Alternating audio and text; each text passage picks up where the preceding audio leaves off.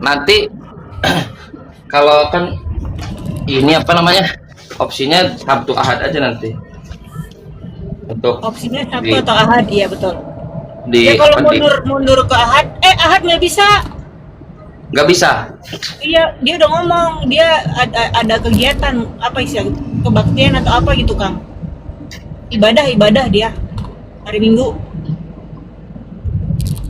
Berarti hari Jumat. Iya. Maju Jumat. mundur boleh lah, tapi jangan Ahad. Jumat atau Sabtu. Kita ini nggak nyari info tentang ini.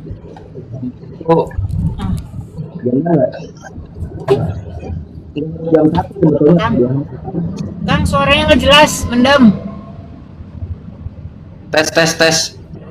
Ya udah aman. Apa Mbak Ina bisa nyari informasi nggak kira-kira kalau Sabtu itu di UHAMK ada ini nggak, ada kosong nggak? Bisa. Jam berapa gitu? Misalnya kalau ada misalnya jam 1 ada kosong apa isi, kita pakai paginya. Siap. Kalau misalnya pagi siangnya kosong, kita pakai sorenya, katakan gitu. Siap. Atau misalnya kalau boleh malamnya ya bagus. 13 dulu ya aku tanya ya. Ya Jumat atau langsung Jumat Sabtu ya? Enggak, tanggal 13 aja dulu. Iya, siap. Kalau misalnya apa namanya kan nggak mungkin full day dipakai gitu kan. Nah, kalau misalnya kita kira-kira nggak bisa siangnya, sorenya aja. Siapa tahu kesempatan ini kan bisa pakai itu, jadi membantu juga studio kan. Tempatnya ada, antum tinggal hal yang ini aja. Iya. Kemarin aku udah itu ya, paling mintanya around 1 million lah. Itu kan plus minus gitu. Maksudnya buat ngeganti listrik gitu kan. Uang kebersihan lah ya, Kang. Tuh. Ya nanti budgetinnya segitu aja nanti ke studio. Kalau bisa di bawah. Iya, kalau bisa di bawah. Bisa gitu. Atau sama apa aja di sana adanya gitu. Hah? Ya itu akan di surat-surat itu akan mention kan kita butuh alat apa aja.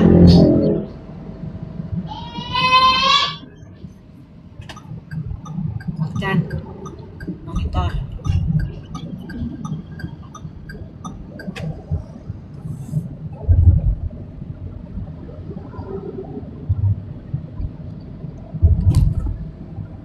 Biasa. Apa? Dari belakang. Ya, Kang. Itu di surat itu akan mention kan kita utility needs-nya itu apa aja akan mention kan di surat itu, Kang. Mas Solang. Mau aja lah. Nanti kita sana nyewa lagi.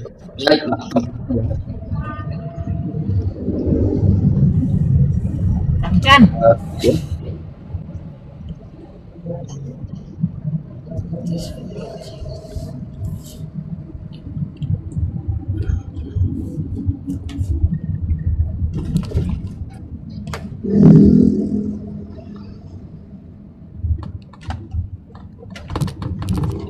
Bikin apa ya? Halus sesat.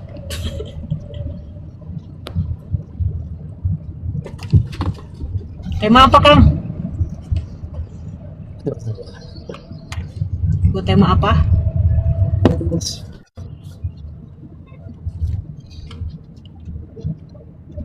Paul. Tes. Ada nggak suara saya? Ada. Aku ngomong apa nggak dengar ya? Aku ngomong dari tadi. Ada. Aku ngomong soal itu apa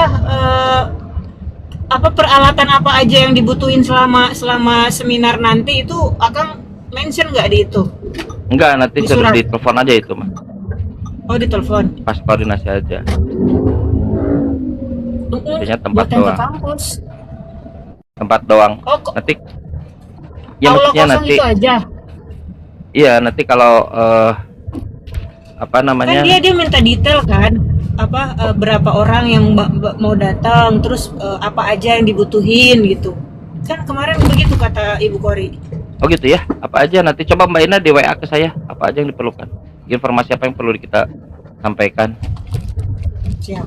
Saya bisa nggak ngeh kemarin. Iya. Iya. Temanya apa? Oh, Temanya apa? Kristen serbu Kang Chan. Betul. Ini mau 1 lawan 7 nih. Kristen. Silakan. Silahkan Kristen serbu Kang Chan. Mas Tolan beneran sih. Kita sambil ini aja ya, sambil mulai aja ya. Siap. Apalah. Semalam itu ini apa? Anak-anak kan ujian. Sekarang waktunya ujian. Oh, iya. Pantesan akan nggak live, tapi online. Ada itu kemarin mampir Bang Asep. Dia bilang dia udah di Jakarta, tapi masih rewo bikin LPG gitulah. Dia Ya, bilang jangan kepegang dulu. hari Jumat. Iya, dia bilang baru kepegang hari Jumat. Nah, kan ada update tipis-tipis. Aku udah spin sih. Yang itu Ya nanti Rabu ini, sekarang Rabu kan nanti kita telepon.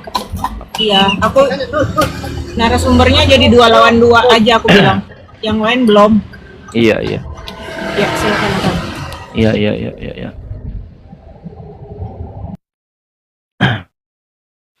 Ya. Apa ya? Baik, siapa lagi nih?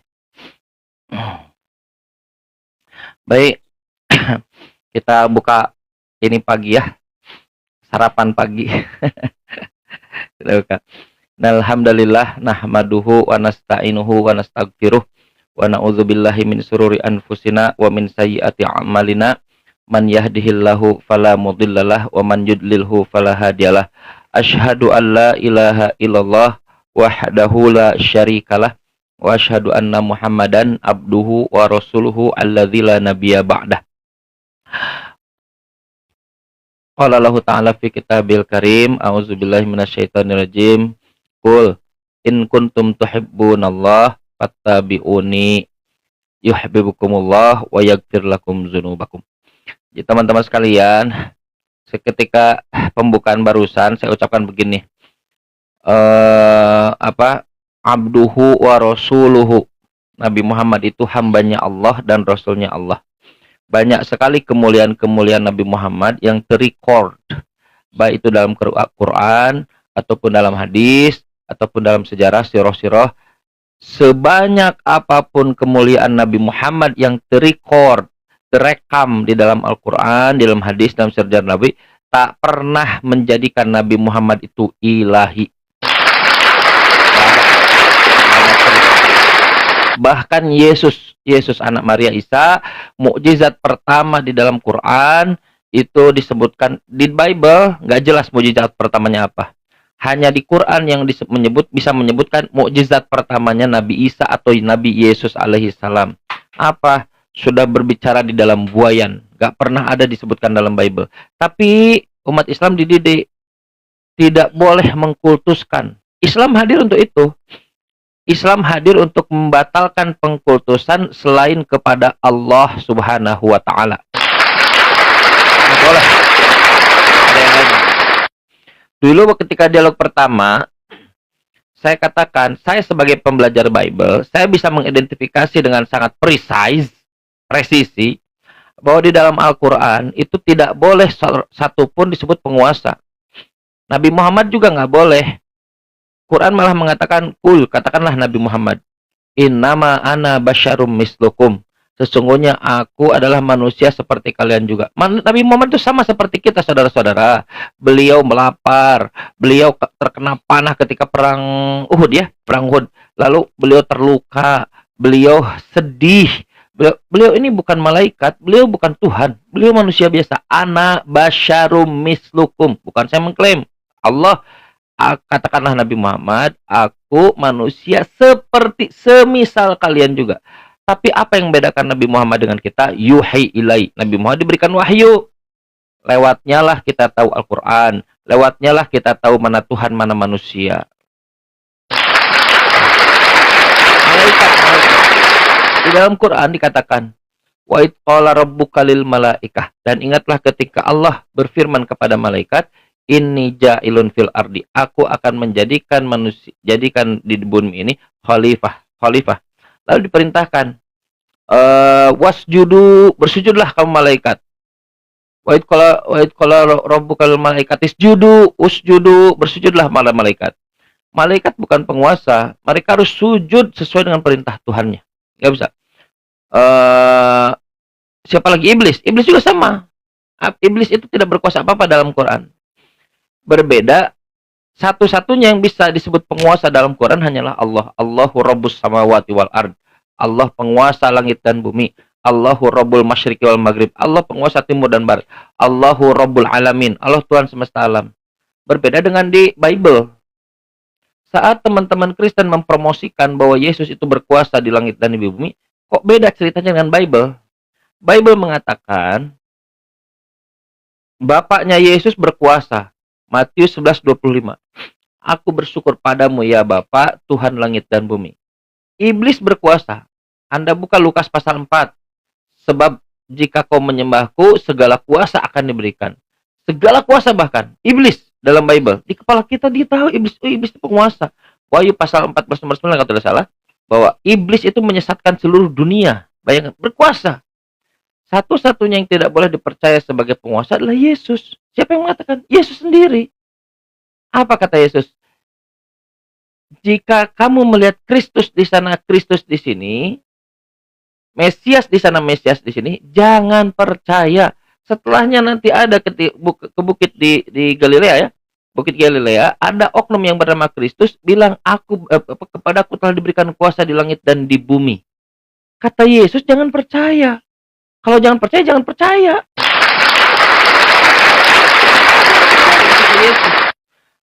Apa kata Yesus? Aku Yesus tidak dapat berbuat apa-apa dari diriku sendiri.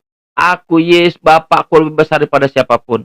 Makananku adalah mengikuti kehendak Bapakku. Yesus tunduk takluk patuh kepada hukum Taurat. Mana Yesus berkuasa? Yesus tak berkuasa, sama seperti Nabi Muhammad. Tak berkuasa atas langit dan bumi. Sama seperti Nabi Musa. Tak berkuasa lebih langit dan bumi. Inilah ajaran kebenaran. Bahwa tidak ada penguasa lain selain Tuhan pencipta alam semesta, Allah.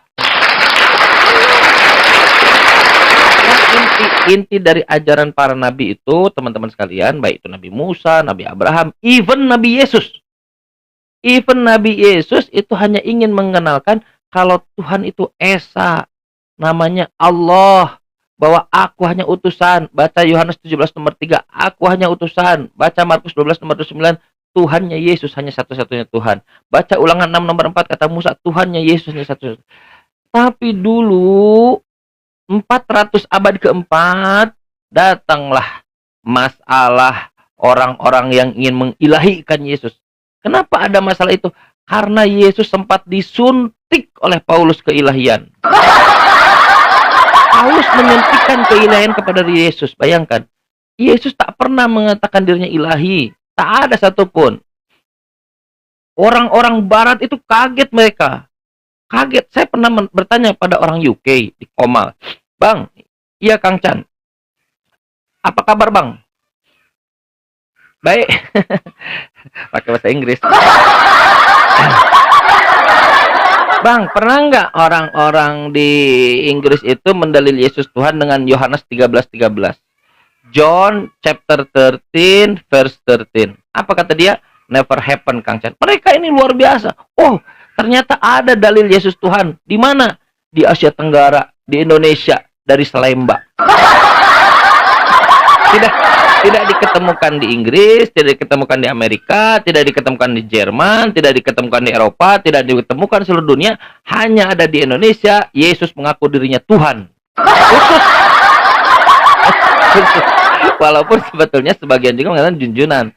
Anda buka Salemba 2011 itu junjunan. Jadi khusus, memang Indonesia ini unik. Kristen-Kristen Indonesia ini unik. Jauh beda-beda dengan Kristen yang lain. Jadi kalau kita di luar itu orang bisa bertanya, where Jesus claim he is God or worship me. Di mana Jesus pernah berkata, pernah mengklaim he said I am God or worship me atau sembah aku. Mereka bisa enak ngomong begitu. Di Indonesia nggak bisa. Di mana Yesus mengatakan dirinya Tuhan? Ada. Yohanes 13 nomor 13. Kamu aku guru dan Tuhan, anak manusia Tuhan hari Sabatmu. Tuhan kan? Tuhan lah. Khusus Indonesia, memang Indonesia. Jadi teman-teman Kristen, jemaat Kristen yang tidak pernah membaca, tidak pernah berpikir itu merasa senang. Oh, ada Yohanes 13:13 Yesus Tuhan. Yang mengkerut bukan kita, yang mengkerut Kristen Eropa. Mengkerut John 13 nomor 13. Yes, 13 nomor 13. I never heard it. Aku nggak pernah denger itu, Pak, kata dia. Loh, spesial khusus hanya di Indonesia. Senanglah hatinya. Ada Yesus Tuhan, hore. Di mana? Di Indonesia only. Tidak pernah sekalipun Yesus dari Matius sampai Wahyu mengadres dirinya Tuhan. Yohanes pasal 20 nomor 31 masih banyak yang belum tercatat dan tertulis. Masih banyak tanda-tanda yang belum tercatat dan belum tertulis di dalam buku ini. Tetapi semua yang tertulis dan tercatat dalam buku ini hanya ingin mengenalkan Yesus Mesias, orang yang diurapi Tuhan. Tuhan orang soleh. Bahkan alih-alih mendapatkan Yesus mengatakan aku adalah Tuhan, makalah kamu adalah Tuhan, kata Yesus. Kamu, kok aku? Yang Yahudi maksudnya. Nah, inilah. Jadi Yesus jadi Tuhan itu disuntik oleh Paulus. Kolose, ketika dia menulis surat ke Kolose, pasal 2 nomor 9, di dalam seluruh jasmaninya kepenuhan ketuhanan. Suntik. Karena sudah disuntik keilahian, mulai muncul perdebatan. Oh, Paulus punya murid namanya Paulin. Buat gereja Pauline Church. Yesus Tuhan, Yesus Tuhan. Yang satu lagi, enggak ada kata Arianisme. Enggak ada Yesus Tuhan, Yesus Tuhan. Dia orang enggak ada ilahan. Bertengkar mereka. Diselesaikan di mana? Di Yerusalem? Bukan. Diselesaikan di mana? Oleh Yesus? Enggak ada udah terangkat. Diselesaikan di mana? Oleh murid-murid? Enggak ada cerita. Diselesaikan 400 tahun kemudian, 325 tepatnya, abad keempat. Buatlah kayak rapat Karang Taruna Pagan. Konsili. Konsili itu semacam dewan, apa namanya ya, semacam musyawarah besar lah gitu, musyawarah besar. Anda bayangkan di situ banyak orang-orang pagan yang mimpin Konstantin, pagan. Lalu di situ diputuskan Yesus Tuhan. Yesus. Untuk malu. Yesus Tuhan. Banyak mana banyak? Tuhan. Udah Yesus jadi Tuhan. Dibuatlah traktatnya, dibuatlah kredonya. Kredo itu ajaran. Kalau dalam ini disebutkan pengakuan iman. Kredonya dibuat. Yesus adalah ilah. Only begotten son. Anak biologis Tuhan. Anak biologis of the Father, dari Bapa. Teksnya begitu. Teksnya begotten son. Anak, only begotten son. Begotten itu teman-teman sekalian, itu anak biologis. Begotten. Begotten. Anak biologis. Anak begotten itu biologis. Tidak, dia harus tahu biologis kan, lahir kan, pernah lihat sapi lahiran, biologis, begotten. Saya tidak menyamakan, tapi secara tekstual begitu, begotten tuh biologis. Kalau nggak percaya buka aja nanti Kredo Nicea, begotten of the Father, tahu Father. Bukan saya yang bilang. Kenapa? Saya mikir, kenapa kok dari Father? Oh, ternyata selamat pagi Pak Febri. Pagi, Bang. Sedikit ya, 30 detik ya. Lanjut. Santai. Kenapa dari Father? Siap, sudah. Allah. Izin ngopi ya, Kang Chan. Ya.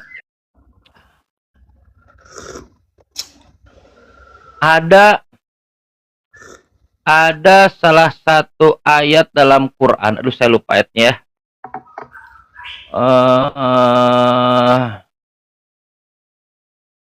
Latajidanna apa tuh? Aduh, nanti kita buka lagi ya. Kita buka dulu ya. Nantilah kita buka. Tapi kita buka sekarang lah, bentar dulu. Kalau Quran kita buka lah. Bentar ya, bentar Pak ini ya. Kita buka sebentar.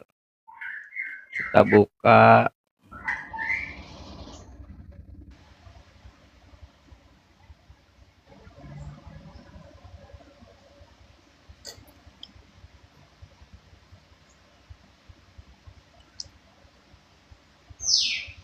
Oke, saya bacakan ya. Nih saya bacakan. Teman-teman Kristen, saya bacakan. La tajidanna aqrabahum mawaddatan lil ladzina amanu.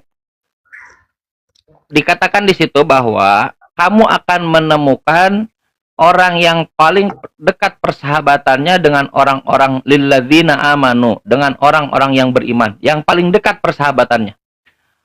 Alladzina qalu, yaitu mereka yang berkata inna nasoro, sesungguhnya kami orang-orang Nasrani. Dalam konteks kita Kristen lah, dalam konteks kita. Terus mana? Kenapa begitu? Dzalika bi anna minhum qissisina wa ruhbana wa annahum la yastakbirun. Karena di antara mereka ada orang-orang yang objektif, dan ada rahib-rahib, ada orang-orang berilmu, dan ada orang-orang yang tidak menyombongkan diri. Jadi, keberadaan orang-orang Kristen, teman-teman Kristen yang beradab, tidak menyombongkan diri, berilmu, mereka itu lebih dekat kata Quran dengan kita. Ini semacam apa ya? Semacam kabar gembira di tengah-tengah banyak teman-teman Kristen itu yang dia mengikuti teman-temannya untuk menghujat, bayangkan. Pergi ke Amerika, ke Amerika, ada yang ke Amerika, ke Jerman, nggak tahu lah. Di sana dia buat rumah hujatan. Mereka buat rumah hujatan, menghujat mereka di sana. Karena kalau di Indonesia kan, tapi ada orang seperti Eva Febri. Kemarin saya dialog dengan pendeta MIM Baipon. Ternyata orang-orang baik, banyak orang-orang teman-teman Kristen juga baik. Karena kebaikan-kebaikan mereka, kata Quran bahwa ada orang-orang yang lebih dekat dengan kita, dengan orang-orang beriman. Salah satunya adalah alladzina qalu inna nasoro, orang-orang berkata Nasrani. Jadi tidak semua teman-teman Kristen itu buruk. Banyak yang baik-baik juga. Tapi kalau mati Kristen yang masuk neraka. Makanya kita karena baik, kita diskusi baik supaya menyelamatkan semua antara kita. Kita tidak mau teman-teman Kristen gitu, teman-teman kita ini mati dalam keadaan tidak sebagai Islam. Aduh.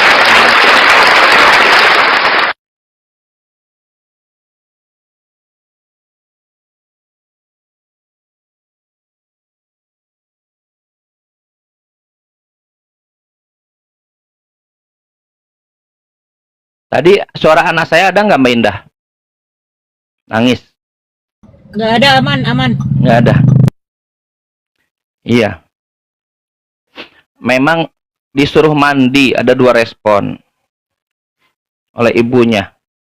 Kalau anak saya disuruh mandi oleh ibunya nangis. Kalau bapaknya seneng. Love, karena Pak Febri. Kita lanjut lagi. Dia ini aneh, nggak datang, interupsi, habis itu pergi. Sampai mana tadi ya? Sampai mana tadi ya ini kita? Mati Kristen neraka. Iya, okay. Sebetulnya itu wasiat dari Nabi Abraham. Dulu di Bible tidak, Bible ini kita lihat ya dalam Bible tuh. Tuhan berfirman kepada Musa. Musa berkata kepada Tuhan. Tuhan berfirman pada Musa. Musa berkata kepada Tuhan. Dari permukaannya kita tahu bahwa ini bukan tulisan dari Tuhan, juga bukan tulisan dari Musa. Berarti ini ada orang ketiga yang menulis Bible. Kurang lebih 700 kali narasi begitu ada dalam buku, dalam Torah versi orang Yahudi itu. Tuhan berfirman pada Musa. Musa berkata kepada Tuhan. Tuhan berfirman pada Musa. Musa berkata kepada. Dari permukaannya saja kita tahu kalau itu berarti orang ketiga. Orang ketiga. Saya nggak ngerti ya, kenapa orang-orang Kristen mengatakan itu tulisan Musa? Pernah belajar nggak mereka teks-teks itu gitu? Lalu matilah Musa di tanah Moab, dikuburkan dia. Kalau sudah mati dan sudah dikuburkan, nggak ada jalan keluar lain. Oh, itu tulisan Yosua. Baru ngaku. Sebelum masuk ke Ulangan 34 nomor 5, nomor 1 sampai nomor 5 lah kalau tidak salah. Masuk situ, masih Musa. Pernah nggak belajar baca dengan baik gitu? Lukas 3 nomor 23. Menurut anggapan orang, Yesus kira-kira berumur 30 tahun. Kira-kira. Menurut anggapan orang. Apa ini? Apa ini? Yesus kira-kira. Kemarin saya dikasih tahu di Komalnya Kristen, Kang Chan, bahwa Bible ini diilhamkan oleh Roh Kudus. Roh Kudus yang Tuhan itu, iya. Tuhan kira-kira. Tuhan kira-kira. La haula wala quwata illa billah. Menurut anggapan orang. Pagi, Pak. Kenapa kau itu usik dengan Kristen? Enggak, saya nggak usik dengan Kristen. Usik kau.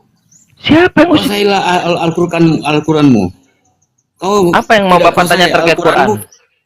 Kau tidak kuasai Al-Quran sehingga kau bahas-bahas Kristen. Ya? Enggak, saya bahas Kristen justru bahas Kristen. Bahas buku itu berdasarkan Quran. Itu bukan cerita dongeng. Gimana? Bukan cerita dongeng. Semua apa yang diceritakan itu terjadi.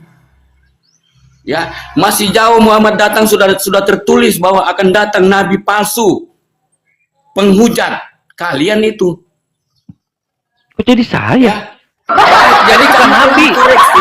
Kamu kalau dikoreksi, jadi gila kalian kalau dikoreksi. Tapi boleh coba koreksi. Bahas Kristen itu, ya? Enggak bahas Kristen. Masih jauh Muhammad datang, masih ada 3.700 tahun Muhammad datang. Baik. Itu sudah Bapak aja yang bantu saya. Bapak bantu saya bahas Kristen. Bapak yang bahas. Saya tanya kepada Bapak. Kau yang bahas. Dari tadi saya dengar enggak boleh. Merendahkan. Siapa yang merendahkan? Enggak. Kristen itu ajaran yang hebat. Tuhannya bisa jadi manusia, beda dengan yang lain. Kau itu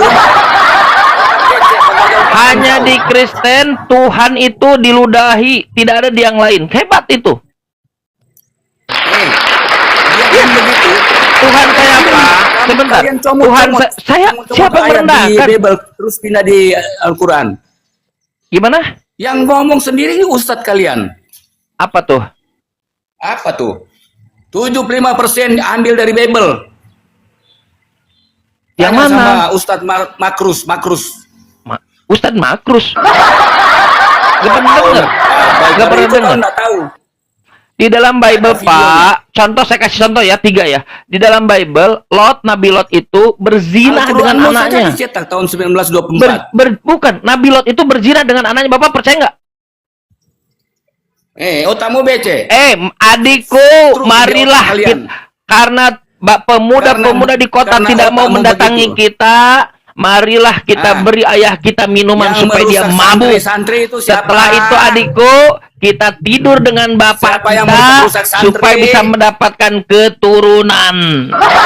Lalu si kakak perempuan malam pertama itu dia siapkan minuman kepada Nabi Lot. Lot. Dia siapkan minuman, lalu mabuklah, lalu tidurlah dengan kakaknya. Setelah itu keluar, datang testimoni kepada adiknya, seger. Wah, adikku, sekarang giliranmu. Lihat, ini Bayu. Ada. Anda cari dalam Quran, dari ujung sampai ujung, tak akan pernah menemukan keterangan yang begitu. Di otak kalian itu, dalam Bible-mu, di buku Kejadian, adikku, kau datangi sekarang giliranmu. Kau kasih bapak kita minum, mabuk, setelah itu tidur dengan bapak kita supaya dapat keturunan. Bapak incest dengan 2 anak perempuannya. Tapi Anda tak pernah menemukan itu dalam Quran, nggak ada. Kalian pemuja Yahudi kan? Kalian pemuja Yahudi kan? Yahudi itu dari seseorang yang bernama Yehuda. Di Yehuda itu, Pak, Yehuda itu mertua, dia bersundal dengan menantu. Dalam Bible-mu, kau salah sendiri bahwa itu Yehuda yang kau puja-puja. Yahudi itu bersundal. Anda buka Kejadian pasal 38, bersundal dengan menantunya. Tahu di mana? Di mana? Di tengah jalan. 50 santri saya rusak baru ada lagi yang di Bible-mu. Di dalam Bible-mu, di sorga penuh kawin-ngawin. Bapak buka Wahyu pasal 19, perkawinan anak domba. Anda Alphonse akan kawin dengan Yesus, karena Wahyu 21 Anda sebagai mempelai pengantin perempuan. Yesus berjanggot. Saya pastikan kau berkumis. Sayang, berkumis dengan berjanggot masuk ke ruang perjamuan kawin. Masuk, lalu pintu ditutup, tahu kan? Makanya di sorga Islam itu untuk syuhada, untuk para syuhada itu diberikan 72 bidadari. Tapi menurut analisa saya bukan 72, 172. Karena di Bible ada 100 istri disiapkan, mereka kabur ngelihat Alphonse kawin dengan Yesus. Alphonse kawin dengan Yesus. 100 ini kabur. Lebih baik aku di surganya Kang Chan aja dah. 172. Kalian itu baca Matius 25 nomor 10. Saya yakin tidak ada satupun Kristen yang berani buka Bible, termasuk Alphonse. Yang dilakukan oleh Alphonse itu klaim. Dia tidak berani buka Bible. Dia larang kita baca Bible. Bible ini bukan buat Kristen. Bible ini bukan buat Kristen. Saya diprotes Budi Asali, katanya surat Roma bukan buat Roma. Lah, Anda ini pendeta macam apa? Tidak tahu surat Roma tunjukkan untuk siapa. Korintus ya untuk Korintus, Tesalonika itu jemaat di Tesalonika, Timotius ya untuk si Timotius. 3.700 tahun datang Muslim itu nggak ada dialog ya. Akan datang Nabi. Yang dilakukan dia adalah klaim. Kau mulai belajar Bible-mu, lalu kau lihat apa yang ada dalam Bible-mu. Namanya George Bernard Shaw. Tulis George Bernard Shaw. Apa kata dia? Bible ini the dangerous books on this earth. Buku paling berbahaya yang ada di bumi. Bukan kata saya. Kalau saya membebas aja. Saya novel semua boleh baca. Tapi kata George Bernard Shaw, orang yang paling familiar, George Bernard Shaw mengatakan Bible ini the dangerous book. Buku paling berbahaya di atas muka bumi ini. Anda akan menemukan pedang. Bantai.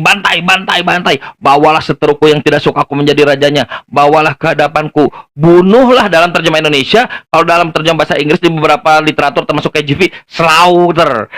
Slaughter itu, Pak, bantailah mereka di hadapanku. Bukan dari Islam. Anda tidak sedang mendengarkan Quran, Anda tidak sedang mendengarkan hadis, Anda sedang mendengarkan Lukas 19:27. Buka aja kalau nggak percaya. Aku udah saat Islam, Nabi Muhammad, al-yauma akmaltu lakum dinakum. Hari ini aku telah sempurnakan untuk kalian dinakum, agama kalian, wa araditu lakum Islam madina, dan aku ridhoi kedamaian, damai sejahtera, keselamatan sebagai agama. Diridhoi kedamaian sejahtera, keselamatan, al-Islam, ad-din sebagai agama. Baca Matius pasal 10 kalau tidak salah. Aku datang bukan untuk membawa damai, aku datang membawa pedang. Dulu saya kira kalau pedangnya itu dia pedang besi tajam, mending selesai urusan. Selesai urusan. Ternyata lebih parah. Apa parahnya itu katanya, pedang ini adalah majas kata mereka, metaphorical. Untuk apa? Memisahkan anak dari ibunya, anak perempuan dari bapaknya, seisi rumah adalah musuhnya. Ini sumber kekacauan di Indonesia. Yes. Kita nggak mau, Pak. Indonesia ini persatuan Indonesia. Nggak boleh bermusuhan, Pak. Nggak boleh, Pak, bermusuhan. Sila ketiga ya. Persatuan Indonesia. Bible mengatakan seisi rumah adalah musuh. Bayangkan, seisi rumah adalah musuh. Kalau Anda datang penjajah, kita serang dan kita define mereka sebagai musuh, masuk akal. Oh, dia penjajah kok. Atau koruptor, atau siapapun yang penjajah kok. Ini seisi rumah adalah musuh. Ini bertentangan dengan Pancasila. Lalu tiba-tiba datang Quran menjiplak 75%. Berikan satu saja. Satu saja. Di dalam Bible, Nabi ada yang musyrik. Di dalam Bible, Tuhan memberikan roh dusta kepada Nabi. Di dalam Bible, Nabi incest dengan anaknya. Di dalam Bible, kalian mulut kalian. Si Abraham, si Ismail, si Ishak, si. Apa ini? Apa? Kalau dalam Quran beda. Quran mengatakan mereka orang-orang yang hanifan musliman. Mereka orang yang lurus, yang ada jalan lurus, dan mereka orang yang berserah diri. La nufarriqu baina ahadim mir rusuli. Kita tak beda-bedakan satu pun dari rasul-rasul itu. Lihat begitu mulianya. Mana ada jiplak begituan? Kalau Tuhan mengatakan jangan membunuh, jangan membunuh. Jangan berzina, jangan berzina. Jangan mencuri, jangan mencuri. Kalau membunuh harus dengan cara yang hak, dengan cara yang benar. Harus reasonable, ada alasannya secara syariat Tuhan. Kalau hal-hal yang dilarang. Apa kata Tuhan? Mereka para nabi itu, Quran mengatakan, sami'na. Jika Tuhan berfirman, mereka para nabi itu mendengar. Wa ata'na. Setelah mendengar, mereka taat. Dari mana Kang Chan? Dari Quran. Anda tak pernah menemukan itu dalam Bible. Tidak ada. Even Yesus. Buka Matius pasal 5. Yesus membantah Tuhannya. Tuhan, bukankah telah difirmankan gigi ganti gigi, mata ganti mata? Tetapi aku berkata kepadamu. Lihat, Tuhan berfirman begini, tapi aku berkata kepadamu. Tuhan berfirman begini, tapi aku berkata kepadamu. Panjang satu pasal. Yesus membantah Tuhannya. Yesus. Saya tidak percaya itu. Musaddiqal lima bayyana yadayya minat Taurah. Yesus itu membenarkan apa yang ada di antara kedua tangan mereka dari Taurat. Harusnya berkesinambungan. Tidak mungkin saling bantah-membantah. Bagaimana bantah-membantah?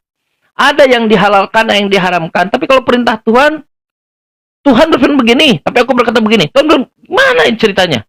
Enggak. Ini ada orang yang tidak dikenal, anonimus, menurut Katolik Ensiklopedia. Markus bukan penulisnya Markus, Matius bukan penulisnya Matius, Yohanes dan Lukas pun sama.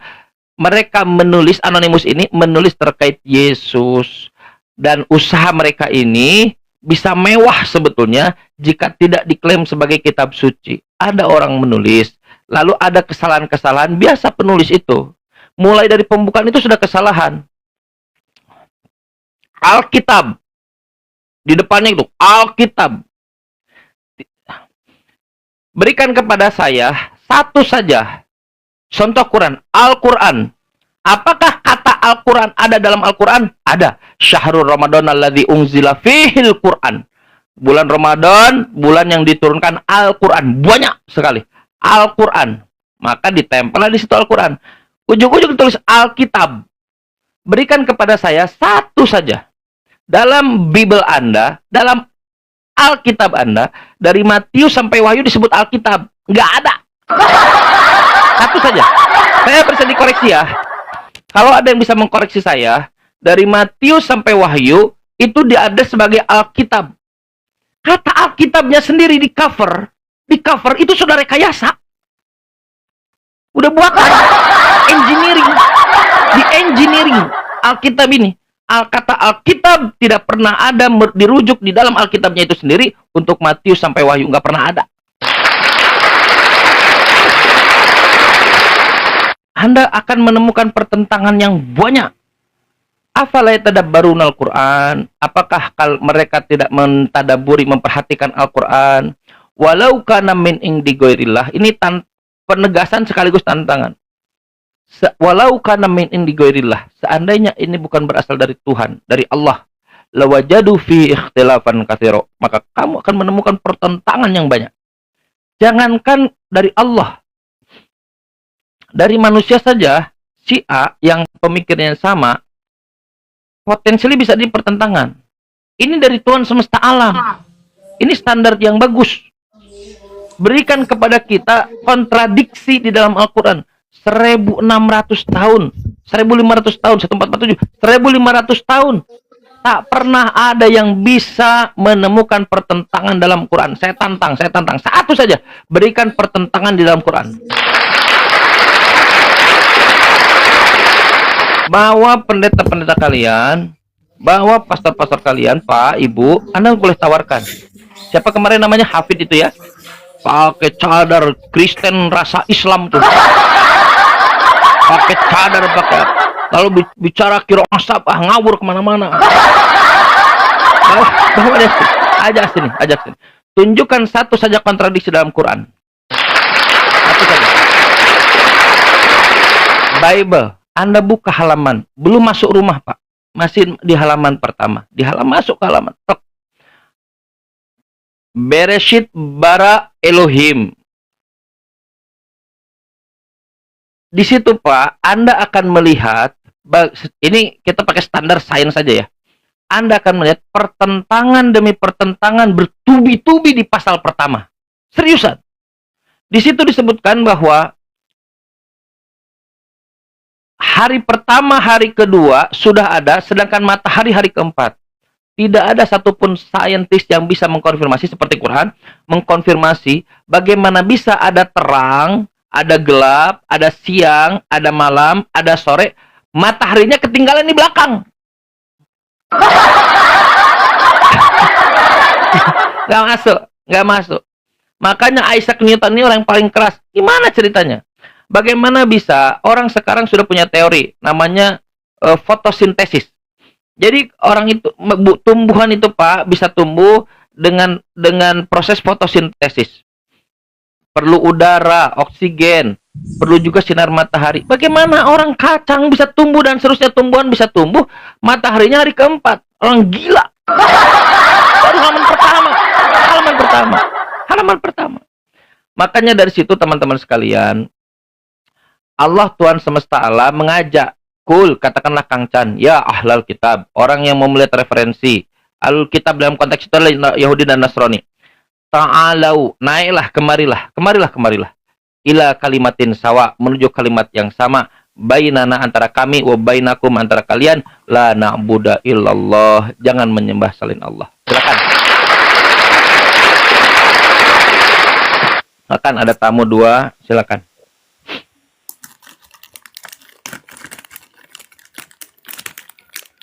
Bang Jack. Pagi. Jadi Pagi, gini, Pak. Bang Chan, ya. Ya, Kita Pak. nggak usah dulu ribu-ribu tentang agama. Ya. Kalau kita ribu-ribu tentang agama, itu nggak bakalan selesai. Aku tadi malam berbicara sama Bustomi. Bustomi, saya kasih ilustrasi Siapa Bustomi?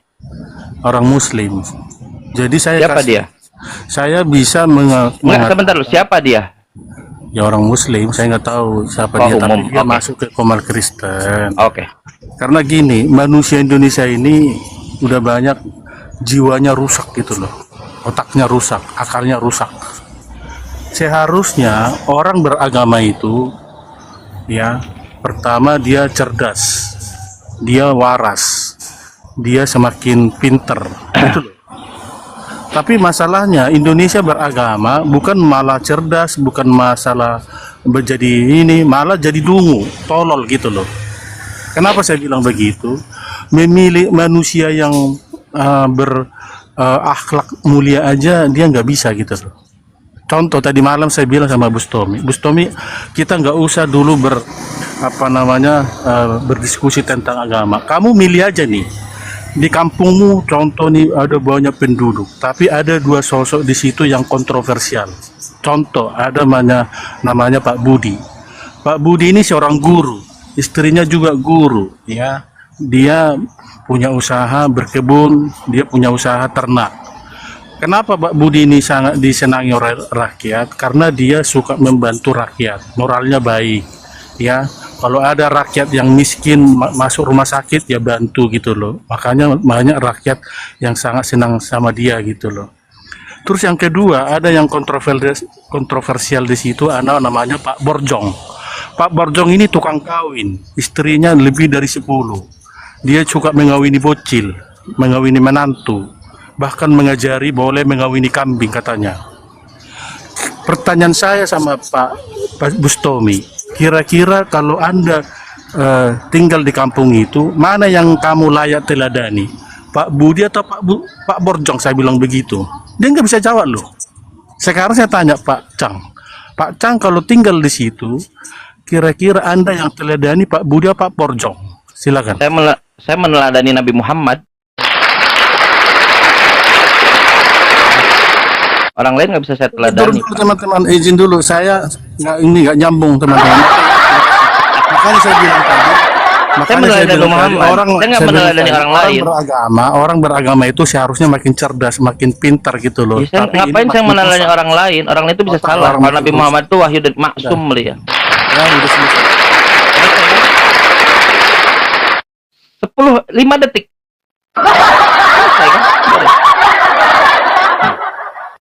Dibuatlah permisalan itu dengan tendensi yang berasal dari Islamofobi. Karena di awal orang-orang program Islamofobi yang tidak berhasil itu karena hari ini 2,4 miliar di dunia Islam. Islamofobi tidak berhasil. Katolik itu 1,2 miliar. Protestan 600 jutaan, nanti cek aja. Ya plus minus sebut saja lah, tambah aja 100 juta lah. Nah, 2,4 miliar. Program-program gitu Pak sudah nggak laku. Siti Aisyah radhiyallahu anha sudah balik, sudah dewasa. Siapa lagi?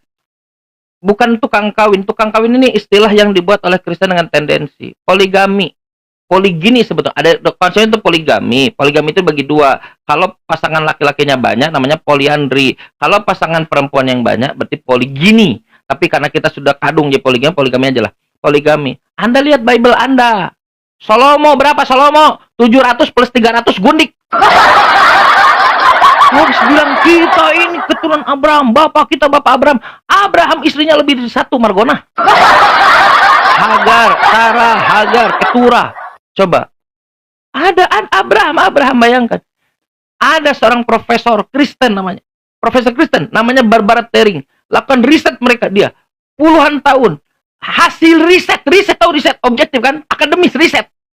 Berdasarkan riset dia, berdasarkan Bible dan teks-teks di luar Bible, Tuhanmu Yesus punya istri 2, poligami. Kalau Yesus punya istri 2, kita kasih karangan bunga. Barakallahu lakuma. Waktu nikah pertama ya, wa barakalaikuma wa jama'a bainakum fil hari. Selamat ya Pak Yesus, selamat ya. Ini aneh. Istri pertama namanya Maria Magdalene, istri kedua namanya Lydia. Kata Profesor Barbara Tering. Pilih mana Kang Chan? Pilih yang berbuat baik. Tadi saya sudah menyebutkan George Bernard Shaw. Dia mengatakan buku ini Bible, bukan saya. Dia yang mengatakan Bible ini the most dangerous books on the earth. Buku paling berbahaya yang ada di bumi.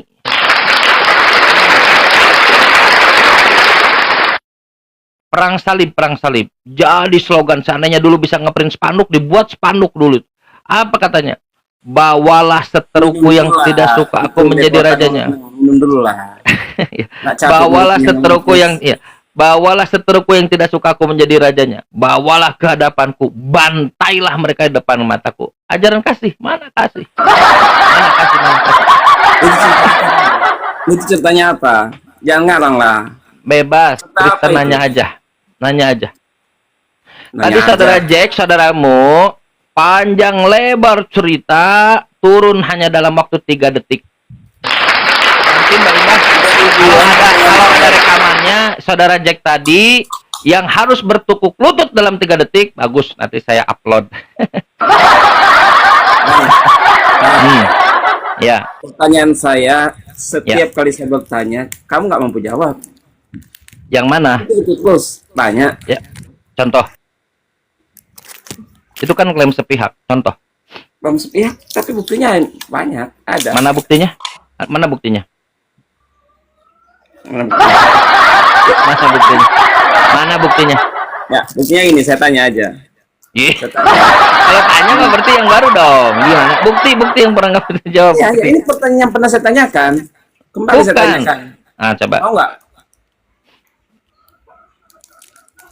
Ya. Pertanyaan pernah saya tanyakan.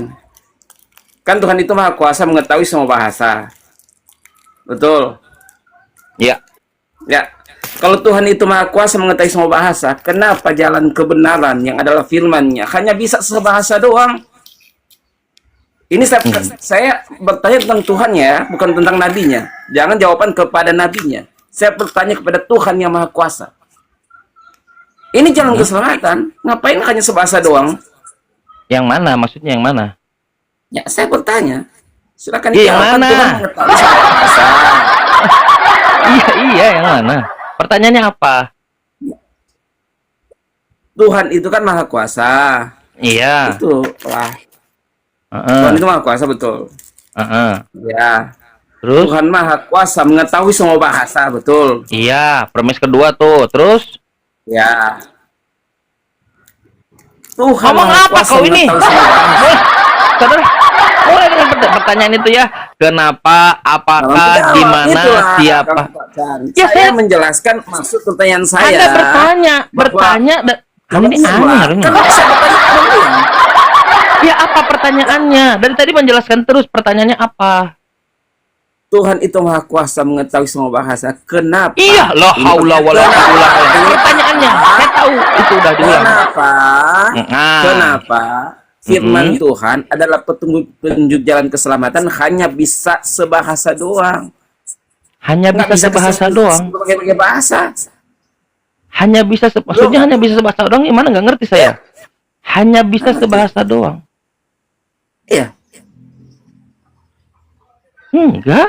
Quran mengatakan seandainya Quran diturunkan di negeri-negeri yang juga bisa. Nggak masalah bagi Allah, bisa. Cuman Allah berkehendak, yang mungkin yang maksud Quran ya. Maksud Anda bukan Al-Quran kan? Nah, hanya Allah berkehendak menurunkan Al-Quran itu dalam bahasa Arab supaya kita bisa saling berpikir, memahami, ta'qilun, supaya kita saling memahami. Satu alasan yang lebih konkret. Bahasa Arab itu kosakatanya paling banyak. Contoh, kalau kita ngambil contoh, kalau kita ngambil properti yang paling banyak, berarti lebih banyak stok yang bisa kita argumentasikan. Tapi kalau kita ngambil properti yang, karena kan cakupannya dunia kan. Tapi kalau kita ngambil properti yang lebih sedikit, ini skopnya lebih banyak, itu nggak ke cover. Dengan bahasa Arab kita cover. Ada salah satu kata namanya mustarok, polisemi, itu mencakup semua. Contoh, saya kasih contoh. Dan itu berlaku Pak di mana-mana. Saya kasih contoh ya, dalam bahasa Inggris. Kita sudah suka ketuker. Abadi. Dengan bahasa Inggris dulu ya, abadi. Abadi itu dalam bahasa di kepala kita yang maksud abadi itu apa? Ya jelas abadi itu. Bisa jadi nggak pernah mati plus hidup terus, atau nggak pernah mati doang, atau hidup terus doang, atau campuran keduanya, nggak pernah mati dan nggak hidup terus juga. Kenapa? Karena kosakatanya kurang, abadi atau kekal itu. Coba aja cek KBBI. Tapi kalau dalam bahasa Inggris dia punya kosakatanya sendiri, lebih wah. Contoh, kalau tidak mati yang di atas pada Tuhan sebetulnya itu immortal disebutnya. Kalau orang nanti dibuat hidup seterusnya, itu namanya eternal. Masing-masing punya dua. Kenapa menggunakan bahasa Inggris lebih proper? Karena kosakatanya jauh lebih banyak. Dan dia bisa masuk ketika kemana-mana. Indonesia ketika mengatakan abadi, nggak masuk, hanya abadi doang, atau kekal doang, nggak masuk. Semakin kosakatanya semakin banyak, semakin mudah untuk dimengerti. Begitu juga dengan bahasa Arab. Bahasa Arab itu semakin paling banyak. Kalau Anda nanti ada wazan namanya, perubahan kata, satu kata bisa memiliki banyak makna. Seriusan. Bisa menjadi mana-mana. Kapan jadi subjek fa'il, kapan jadi objek maf'ul, kapan jadi amar yang perintah, kapan bisa nahi pelarangan, kapan jadi masdar infinitif, kapan banyak, satu kata bisa banyak perubahan katanya. Itu bahasa Arab. Apakah ada outlet untuk orang-orang yang tidak berbahasa Arab dia memahami Al-Quran? Anda lihat sekarang banyak orang-orang yang bisa bahasa Arab plus bahasa Indonesia, bisa bahasa Arab ahli bahasa, bisa bahasa Inggris, bisa bahasa Arab bahasa Rusia. Lalu mereka mentranslate ke dalam bahasa masing-masing dengan usahanya, dan kita bisa mengetahui itu. Yang generik, yang umum-umum, kita tahu, oh Tuhan itu satu, Tuhan itu Allah. Kita nggak ngerti bahasa Arab nih.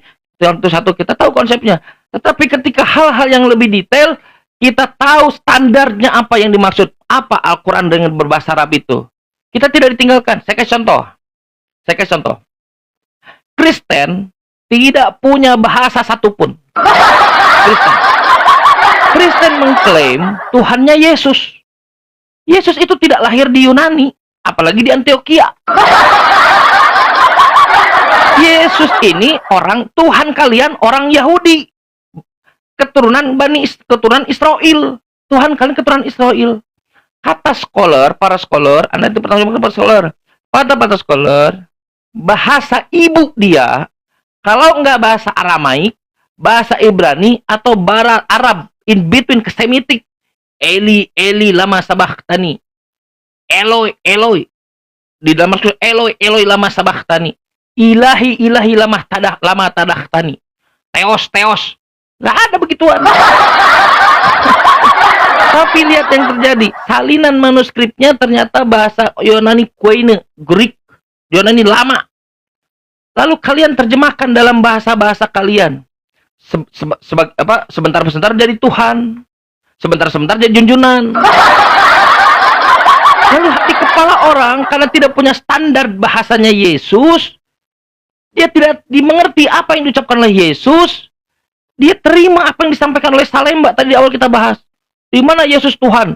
Dari Amerika, se-Eropa, seluruh dunia, tidak pernah ada yang bisa lolos untuk mendalili Yesus Tuhan. I am God, worship me. Gak pernah ada. Hanya ada satu tempat di Indonesia, Kristen Indonesia khusus. Di Salemba. Hasil dari Salemba.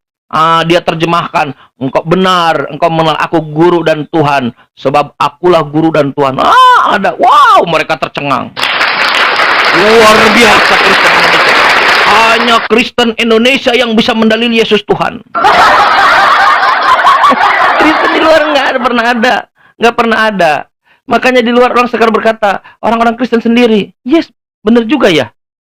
Di mana where Jesus said I am God, di mana Yesus pernah berkata bahwa aku adalah Tuhan, or worship me, atau sembah aku, nggak ada. Tapi hanya bisa dijawab di Kristen Indonesia. Khusus Kristen Indonesia. Ini karena nggak punya standar bahasa. Ya, saya jawab. Sekarang saya jamin,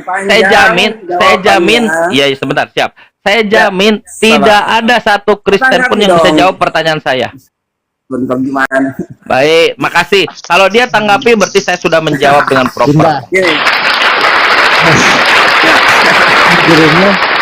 Gini, udah panjang-panjang tausiahnya jawabannya nggak ada. Kalau saya pun bisa simpulkan jawaban Kang Chan, memang Tuhan apa hanya jawabannya? satu bahasa doang, karena itu bahasa Enggak, yang saya nggak ngomong gitu. sama luas. Pakai headset. Gini, karena kan ini saya simpulkan, karena Kang Chan bilang bahwa dalam bahasa Arab mempunyai suku kata bahasa yang sangat banyak, lebih banyak daripada suku bahasa yang ada di Indonesia. Betul? Demikian juga Kang Jan ngambil contoh, suku bahasa Inggris itu lebih banyak daripada yang ada di Indonesia. Betul? Artinya Kang Jan menyimpulkan Tuhan hanya bisa sebahasa doang. Betul? Tuhan bukan enggak begitu. Itu contoh. Enggak. Kan tadi saya sudah katakan, seandainya diturunkan pakai